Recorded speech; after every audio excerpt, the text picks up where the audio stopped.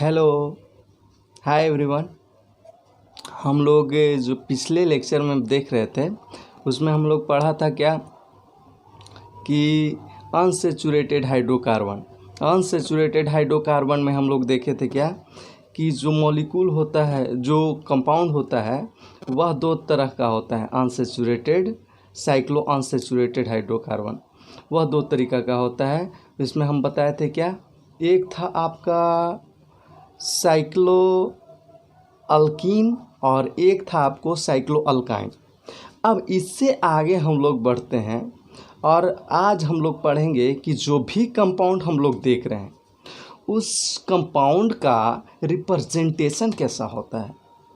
Representation कहने का मतलब कि यदि उसके कंपाउंड को स्ट्रक्चर को लिखेंगे तो वह कितने तरीक़ा से लिखा जा सकता है, तो वही आज हम लोग पढ़ने जा रहे हैं, जिसका नाम है रिप्रेजेंटेशन ऑफ ऑर्गेनिक कंपाउंड।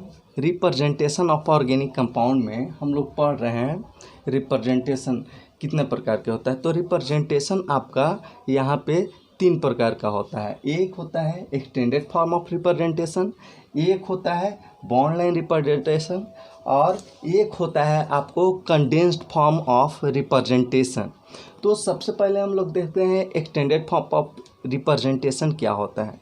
तो इसमें हम लोग क्या कहेंगे कि जो भी कंपाउंड हम लोग बनाते हैं, उस कंपाउंड का जो स्ट्रक्चर है उसमें यदि सारे मॉलिक्यूल दिखाई दे रहे हैं, जो भी कंपाउंड हम लोग फॉर्मेशन कर रहे हैं और उस कंपाउंड में जो भी आपका स्ट्रक्चर दिखाई दे रहा है, यदि वह स्ट्रक्चर आपका क्या होता है कि उसमें यदि पूरे एटम के साथ बॉन्डिंग दिखाई दे रहा हो तो वह आपको एक्सटेंडेड फॉर्म ऑफ रिप्रेजेंटेशन है। जैसे आप लोग देख सकते हैं कि मान लीजिए कि यहाँ पे हम लोग बात कर रहे हैं कि यहाँ पे कार्बन कार्बन के बीच यदि हम यहाँ पे दिखा रहे हैं कि यह सिंगल बॉन्ड है, तो यहाँ पे जो भी बॉन्डिंग की ज़रूरत है वह सारे बॉन्डिंग को हम लोग यहाँ पे साफ साफ दिखा देते हैं। यानी कार्बन के साथ जो भी अन्य एटम प्रेजेंट होते हैं उन सारे एटम को बॉन्डिंग के साथ दिखाना ही यह क्या कहलाता है, एक्सटेंडेड फॉर्म ऑफ रिप्रेजेंटेशन कहलाता है। तो यहाँ पे देख रहे हैं कि दो कार्बन है, कार्बन और इसमें हाइड्रोजन भी प्रेजेंट है और यहाँ पे प्रत्येक को हम लोग बॉन्डिंग से क्या कर रहे हैं, रिप्रेजेंट कर रहे हैं। तो वही each atom is clearly written with its bonding with other atom in the molecule. जो भी मॉलिक्यूल होता है उसमें प्रत्येक जो एटम होता है अदर एटम के साथ बॉन्डिंग के साथ रिप्रेजेंट किया जाता है, वह क्या कहलाता है, एक्सटेंडेड फॉर्म ऑफ रिप्रेजेंटेशन। अब ज़रा हम लोग समझ लेते हैं कि एक यही नहीं है, अब और भी हम लोग देख सकते हैं। जैसे मान लीजिए कि हम यहाँ पे हम बात कर रहे हैं कि इस प्रकार लिखा हुआ है, इस प्रकार लिखा हुआ है। तो यहाँ पे हम लोग प्रत्येक को देख ले रहे हैं कि प्रत्येक जो कार्बन है सिंगल बॉन्ड से जुड़ा हुआ है और प्रत्येक कार्बन के साथ हाइड्रोजन कितना जुड़ेगा, जितना कार्बन बॉन्डिंग बनाएगा उतना हाइड्रोजन जुड़ेगा। तो अब देख रहे हैं कि कार्बन कितना बॉन्डिंग बनाएगा, तो कार्बन यहाँ पे 4 बॉन्डिंग बनाएगा और प्रत्येक के बॉन्डिंग को बारे में देख ले रहे हैं। तो यहाँ पे कार्बन कितना बॉन्डिंग, कार्बन 4, तो मतलब 3 हाइड्रोजन की ज़रूरत है, तो 3 हाइड्रोजन दे दिए। यहाँ पे कार्बन 4 बॉन्डिंग बनाएगा, तो यहाँ पे भी हम लोग 3 हाइड्रोजन दे दिए और यहाँ पे भी कार्बन कितना बॉन्डिंग बनाएगा, 4 बॉन्डिंग, तो 3 हाइड्रोजन दे दिए और यहाँ पे कितना, यहाँ पे 4 बॉन्डिंग, तो 1 हाइड्रोजन दे दिए। तो यह जो रिप्रेजेंटेशन है, यह रिप्रेजेंटेशन आपको कहलाता है क्या, यह रिप्रेजेंटेशन कहलाएगा एक्सटेंडेड फॉर्म ऑफ रिप्रेजेंटेशन। अब देखो कि इसके सहायता से हम लोग एक खास तरीका का स्ट्रक्चर बनाते हैं। जैसे मान लो कि हम इस प्रकार से बना रहे हैं structure.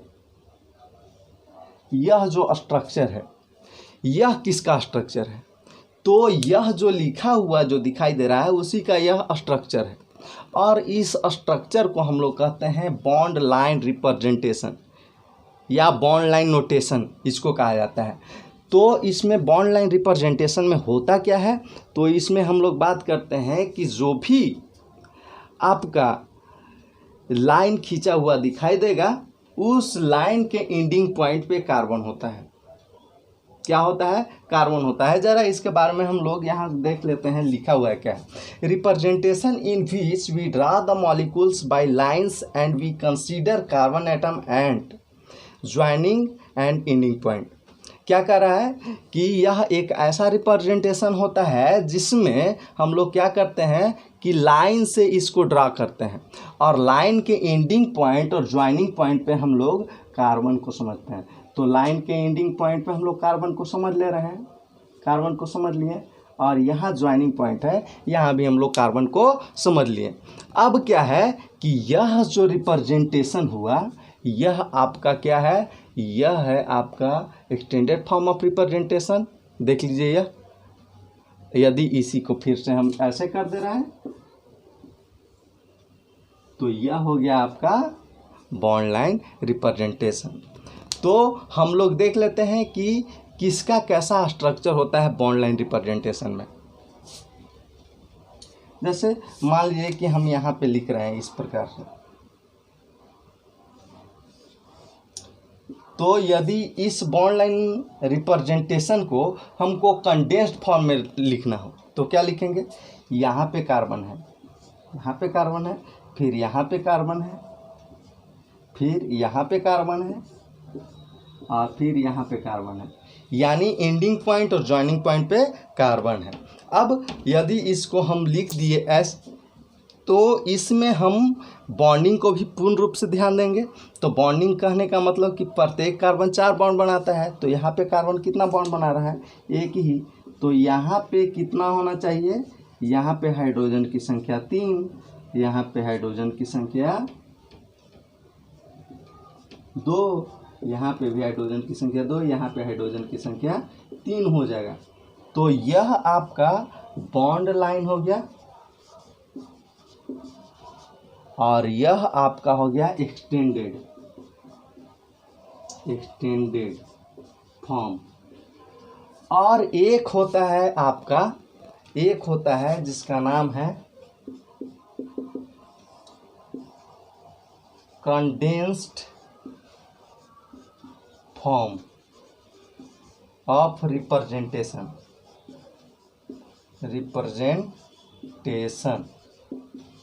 Condensed form of representation. तो कंडेंस्ड फॉर्म ऑफ रिप्रेजेंटेशन में क्या होता है कि जो भी दिखाई दे रहा है उसका एक मॉलिक्यूलर फार्मूला के रूप में रिप्रेजेंटेशन। जैसे मान लीजिए कि यहाँ पे हम बात कर लिए तो कितना कार्बन है, यहाँ पे कार्बन की संख्या 1 2 3 4 है। कार्बन की संख्या कितना है, यहाँ पे 4 है, तो कार्बन की संख्या लिख दिए 4। अब क्या, हाइड्रोजन की संख्या 1 2 3 4 5 6 7 8 9 10।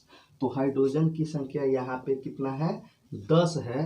तो यह जो बना रहा है आपका कंडेंस्ड फॉर्म है, यह जो बना रहा है आपका क्या है, कंडेंस्ड फॉर्म है। तो हम लोग समझ गए कि सिकुड़ा हुआ जो रूप है उसको हम कहेंगे कंडेंस्ड फॉर्म, और जो फैला हुआ रूप है वह एक्सटेंडेड फॉर्म है। और फैले हुए रूप को जब हम बॉन्ड लाइन से यानी कि लाइन से रिप्रेजेंट करते हैं तो यह बॉन्ड लाइन रिप्रेजेंटेशन कहलाता है। तो यह था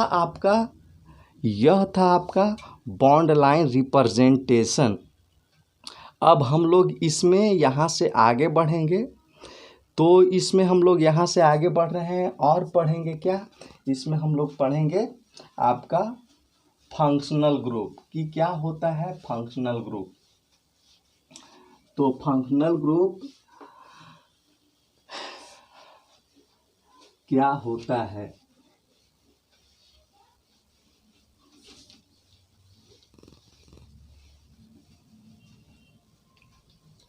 फंक्शनल ग्रुप।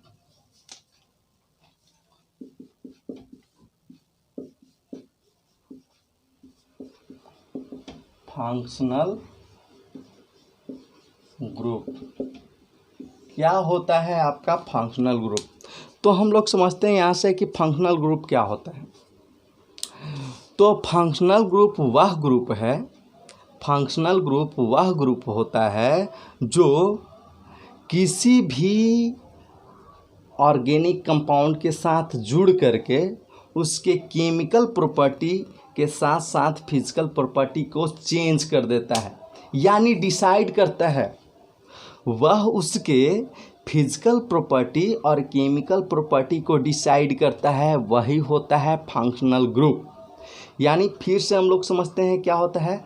फंक्शनल ग्रुप वह ग्रुप होता है जो किसी भी कंपाउंड से जुड़ करके उस कंपाउंड के केमिकल प्रॉपर्टी के साथ साथ फिजिकल प्रॉपर्टी को डिसाइड करता है या डिफाइन करता है, उसे कहते हैं फंक्शनल ग्रुप। तो इसको लिख लेते हैं, the group in the molecule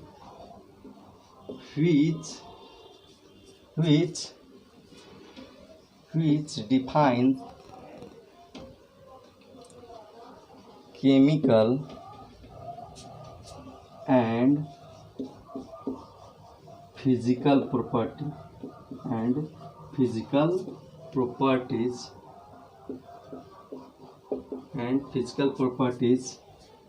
is known as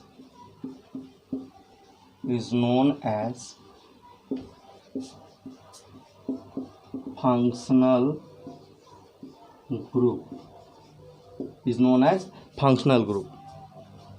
अब यह जो फंक्शनल ग्रुप है इसके बारे में हम लोग देख लेते हैं कि आखिर इसको फंक्शनल ग्रुप हम कैसे समझ रहे हैं, कि आखिर हम क्यों कह रहे हैं कि जो भी है वह डिफाइन करेगा। ज़रा समझ लेते हैं। मान लेते हैं कि यह आपके पास अल्काइल है, अब अल्काइल के साथ हम लोग जोड़ लेते हैं, यहाँ पे अल्काइल को नहीं बल्कि यहाँ पे हम जोड़ लेते हैं C2H5, यहाँ भी है आपका C2H5, यहाँ पे हम OH फंक्शनल ग्रुप लगा दिए और यहाँ पे हम लोग COOH फंक्शनल ग्रुप लगा दिए। अब यह जो बना है इसका नाम है आपका इथाइल अल्कोहल और यह है आपका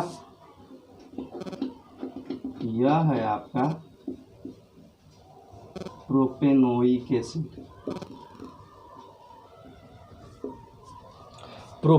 एसिड।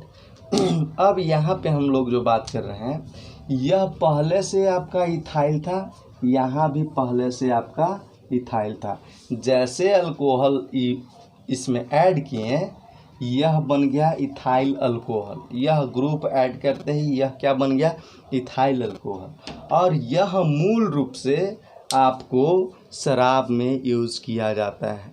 यह मूल रूप से कहाँ यूज़ किया जाता है, शराब में यूज़ किया जाता है। जो भी आपका ब्रांड वाला शराब हो, मैकडोल हो या फिर किंगफिशर वगैरह जो भी हो, उसमें इथाइल अल्कोहल ही यूज़ किया जाता है। और यदि हम बात करें आपका कि यह जो है एसिड इसमें लगा है, तो यह एसिड एसिडिक ग्रुप है। यानी यह हम लोग देख लिए कि दोनों ही इथाइल था, लेकिन यहाँ पे एक अलग कंपाउंड बना और यहाँ पे एक अलग कंपाउंड बना, और उसका कारण यही है कि यहाँ पे अल्कोहल लगा है और यहाँ पे आपको कार्बोक्सिलिक एसिड लगा है।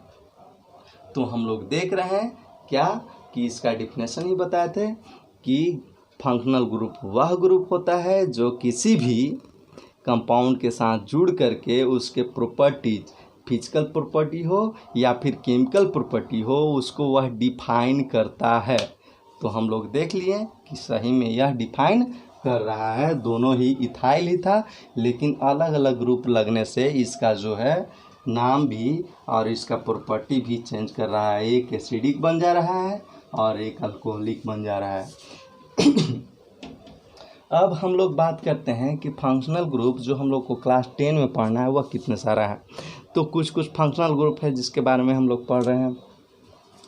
पहला है आपका OH, जिसका नाम है अल्कोहल।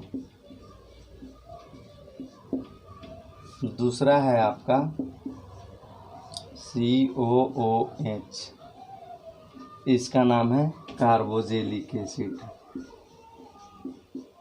Carboxylic acid. तीसरा है आपका CHO, अल्डिहाइड। अल्डिहाइड। चौथा है आपका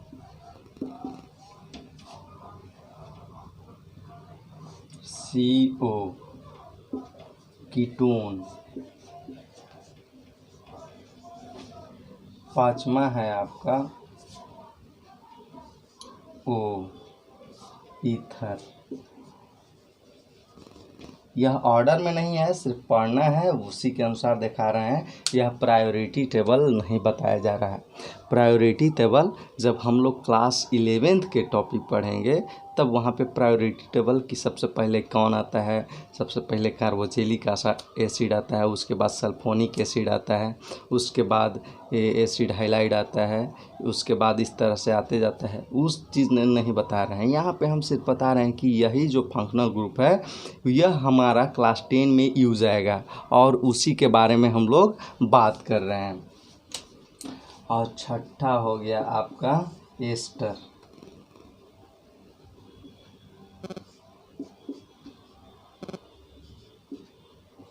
यह है आपका एस्टर।